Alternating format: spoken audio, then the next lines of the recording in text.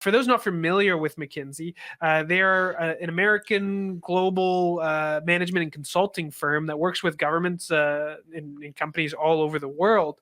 They became somewhat notable in Canada throughout the pandemic because they were working with not only Quebec but Ontario on their COVID response programs. That kind of stands out because they were two of the strictest provinces in the country.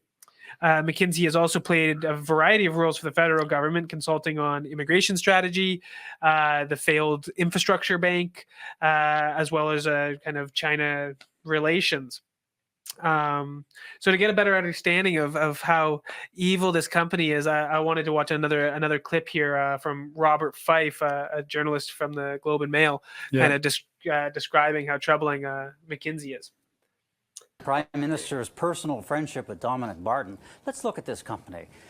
They had to pay $560 million because for working for a big U.S. farmer called Purdue, which advised them to supercharge sales of opioids that killed tens of thousands of Americans. They were just recently charged in South Africa in a corruption scandal, which they already had to pay $100 million back. They helped Saudi Arabia target online protesters.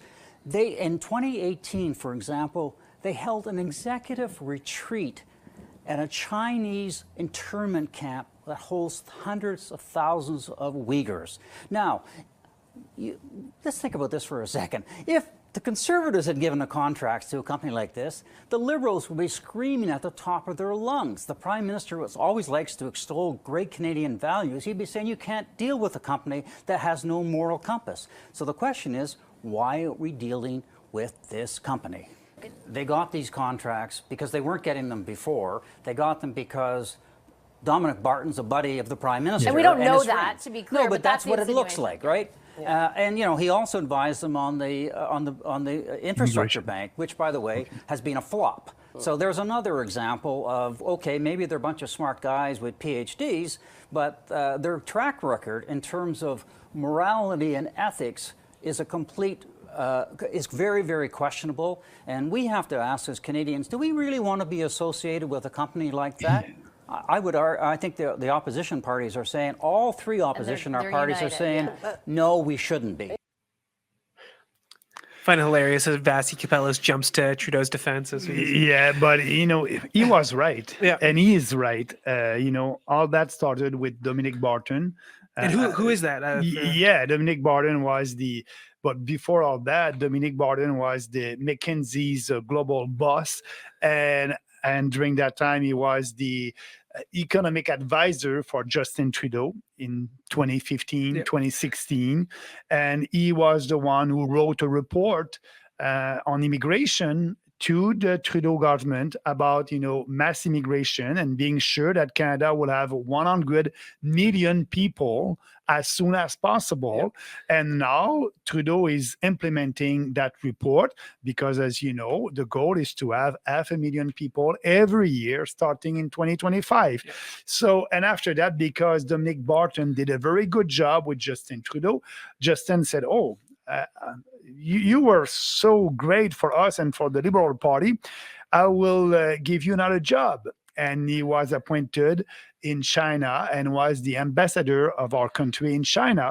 So that's, like you just said, McKinsey is a globalist organization working not only with governments around the world, but also with the World Economic Forum, with the UN, with the World Health Organization. And that's why, Daniel, we had all the same talking points during COVID-19, coming from Quebec in French or coming from UK and in London. That was the same talking points because that was the same firm who was advising all these governments.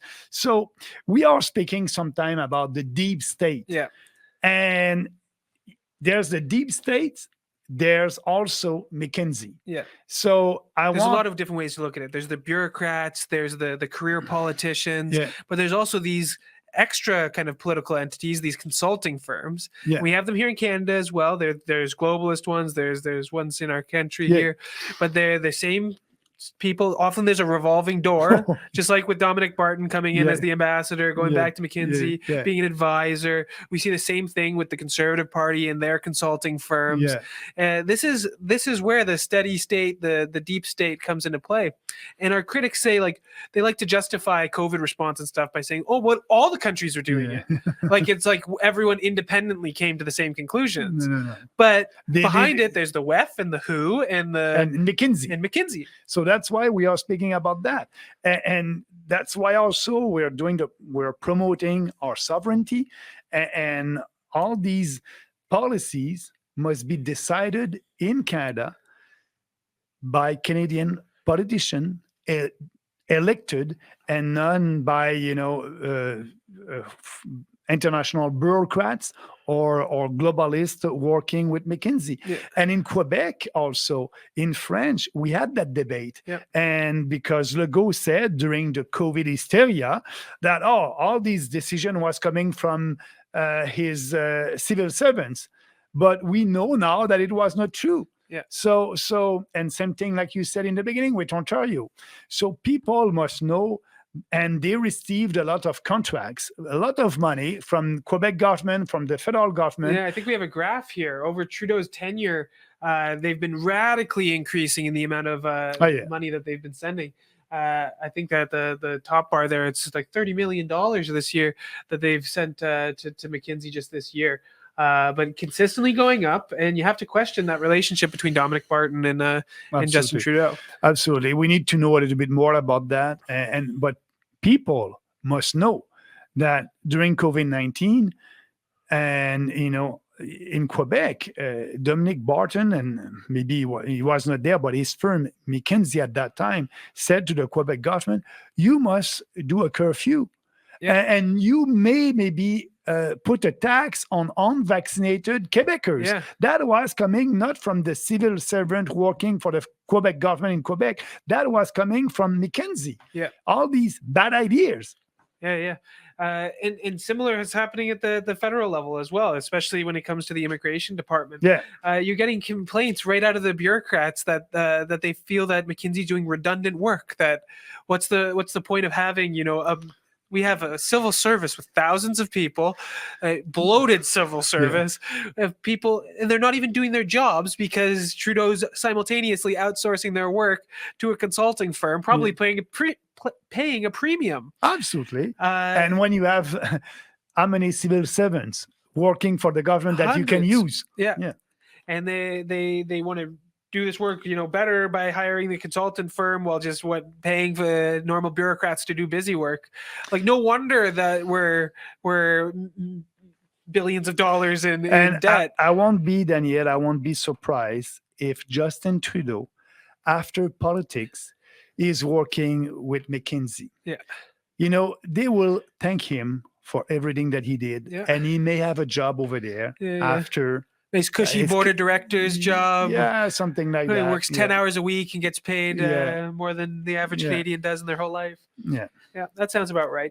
And we're not making this stuff up. I think we have a screenshot straight from McKinsey's website where they're boasting about their relationship with the WEF. They were there last week doing presentations to the globalists. I think we have another screenshot right after this with lines describing their relationship. They proudly work with the WEF. They're strategic partners. Absolutely. They are the arm, there's the think tank arm, that's the WEF, and then now there's the consulting firm that works directly with governments to implement these ideas. And it's not just in Canada, it's in France, in Mexico, in Germany.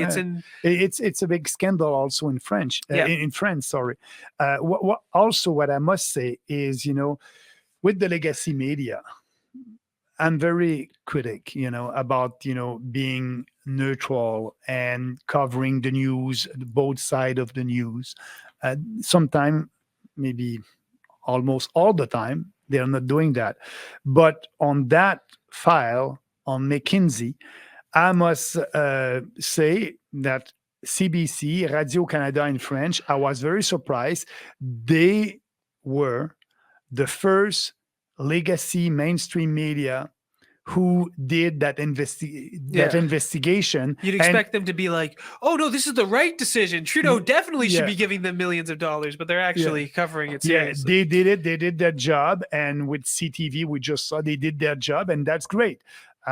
If they can do that in every other public policies, that would be great. But at least they were the one who looked a little bit more about it and came with the story. So good for them. On so that. With McKinsey's kind of suspect track record, especially the opioids crisis is a great exaggeration, like the example, sorry, not exaggeration, that they're supercharging the opioids market. They don't care what it does to these communities, what it does to individuals. They're just trying to make a buck. So in France and some other countries, activists have been pushing for investigations into the relationship between the government and McKinsey, because it's suggested that McKinsey's self-serving and just trying to make a buck. What do you think we need some sort of investigation like that in Canada? Absolutely. It must be more than only looking at the contracts that they received and how much money they were able to make with the federal government, but a little bit more details, not only the amount, but what was these contracts, what was the advice, and all these contracts must be public. We must see the details of these deals that we don't see. And I believe that you forgot, Daniel, with all the McKinsey and the links with big international organization, they work also with Bill and Melinda Gates Foundation. Yep. They did work with them. So all these globalists together. And that's why I'm saying McKinsey is the propaganda arm of the World Economic Forum and World Health Organization. They are the one who are pushing these socialist, globalist policies in every Western government. Yeah. You say that, or people say, Klaus Schwab isn't the one dictating how COVID policies are implemented in Canada, but Klaus Schwab's World Economic Forum have a strategic partnership with McKinsey, and McKinsey works directly with these governments to impose these ideas that are pushed by the WEF and the WHO and such. Like, people like to say it's all about conspiracy theories, but this is all out in the open. Like, this is well documented. It's already coming from the mainstream media. Coming from the mainstream media, right on their own websites. They're proud of this. They're happy with the influence that they exert over governments around the world. Yeah. Do you have anything else to add on that, or should we open up the floor for some questions? Yeah, maybe I must just say that, we won't deal with the World Economic Forum, with the World Health Organization, and also with McKinsey as a political party. And, as a government, for us, we will create our own policy here in Canada with elected politicians and for the good of this country. We don't need them. So we're going to be able to save a lot of money. Yeah, millions and millions of dollars.